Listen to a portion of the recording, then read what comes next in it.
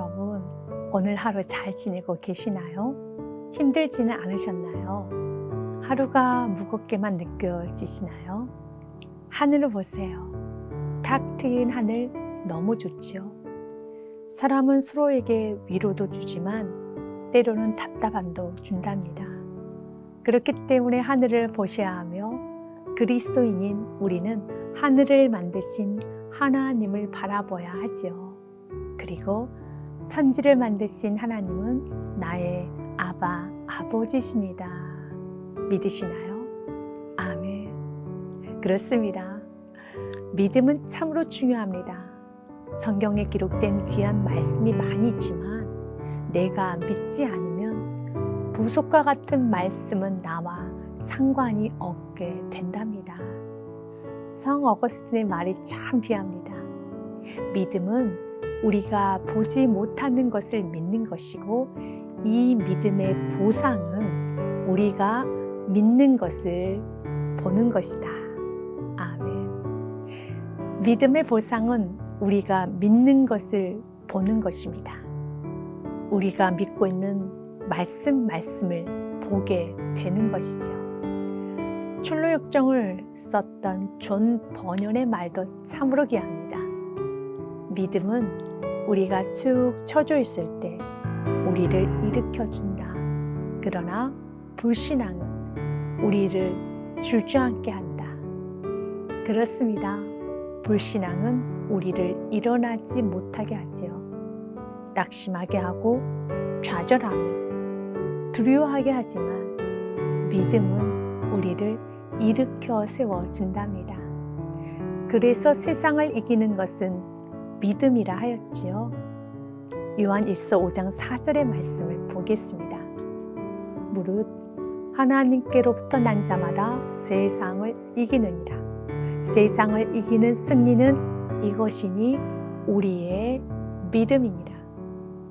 세상을 이기는 승리는 이것 우리의 믿음입니다. 나의 믿음입니다. 내가 믿는 만큼 우리는 세상 속에서 강하고 담대할 수 있습니다. 믿음이 없으면 매사에 불안하고 걱정도 많고 두렵지요. 두려움은 세상 것에 집착하게 하여 우상을 섬기게 하고 죄를 짓게 하며 혈기와 분노, 폭언, 폭력을 행하게 하기도 하며 욕심과 이기심, 교만, 자기 자랑을 일삼기도 하지요. 주님은 우리가 믿기 원합니다. 우리가 믿어야 할 말씀이 참 많이 있지만 그 중에서 로마서 8장의 말씀을 믿으셔야 합니다. 첫 번째, 그 누구도 나를 정죄할 수가 없습니다. 로마서 8장 1절과 2절 말씀입니다. 그러므로 이제 그리스도 예수 안에 있는 자에게는 결코 정죄함이 없나니 이는 그리스도 예수 안에 있는 생명의 성령의 법이 죄와 사망의 법에서 너를 해방하였음이라. 아멘. 정죄감, 누군가 나를 향하여 죄가 있다고 말하는 것이죠. 그러나 예수님 안에 있는 우리는 예수님의 보혈의 피로 죄사함을 받은 우리들은 결코 정죄함, 그 누구도 우리를 정죄하지 못합니다. 로마서 8장 33절에도 이렇게 기록이 되어 있습니다. 누가 능히 하나님께서 택하신 자들을 고발하리요. 의롭다 하신 이는 하나님이시니 누가 정죄하리요. 죽으실 뿐 아니라 다시 살아나신 이는 그리스도 예수시니 그는 하나님 우편에 계신 자여 우리를 위하여 간구하시는 자시니라. 아멘.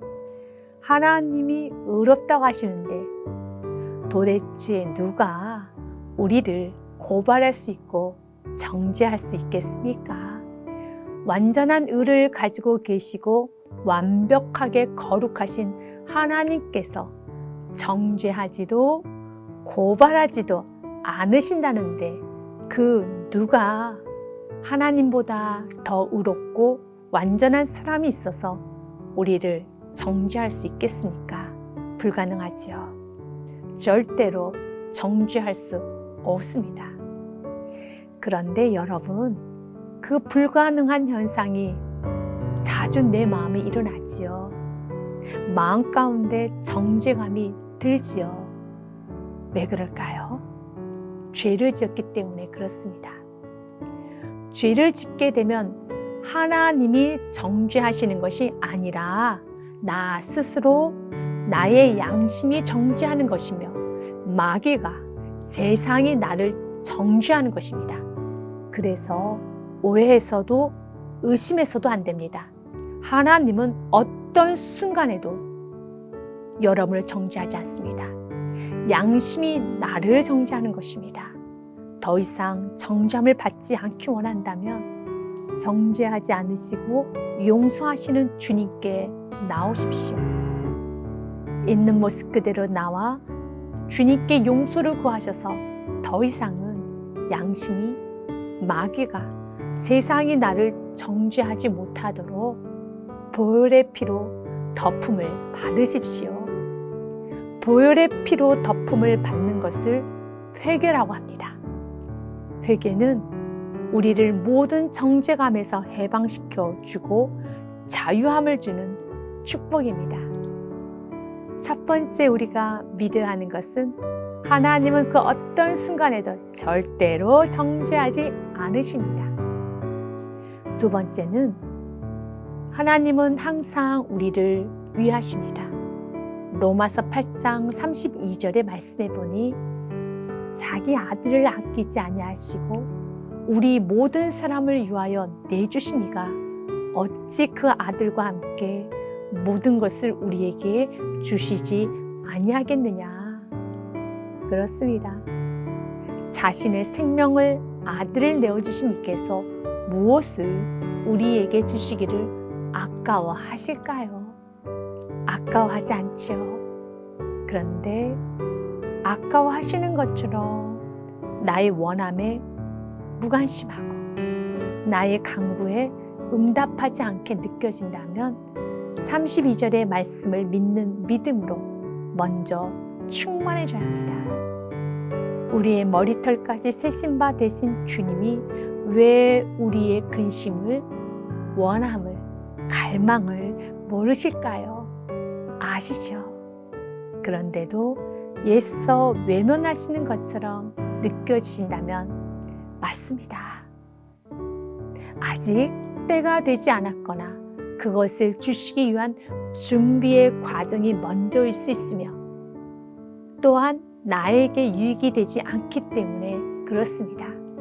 그런데 여러분, 아주 중요한 한 가지는 주님이 우리에게 좋은 것만 주시는 하나님임을, 우리에게 아끼지 않으시는 하나님을 믿어야 하는 것입니다.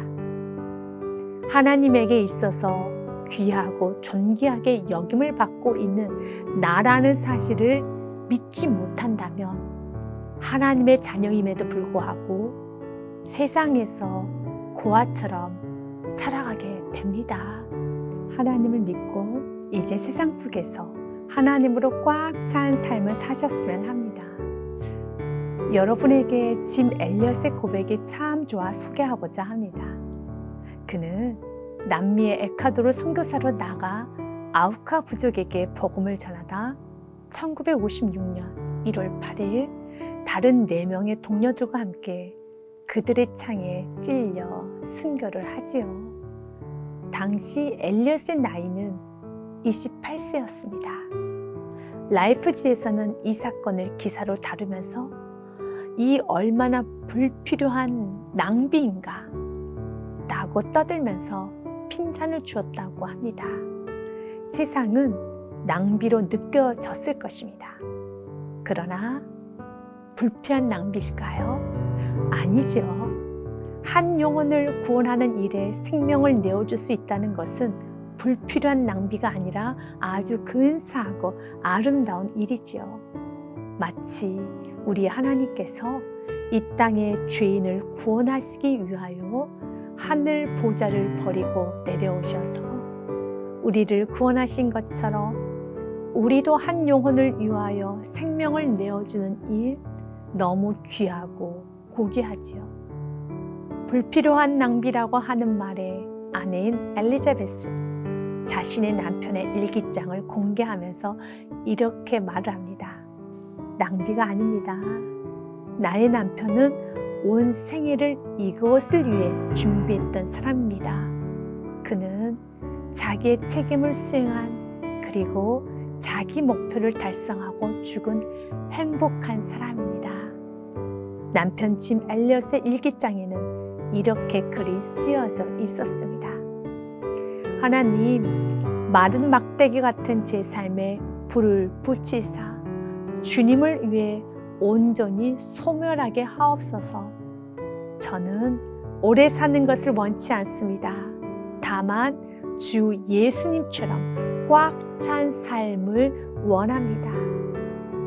네, 짐 엘리엇은 예수님처럼 꽉 찬 삶을 살았습니다.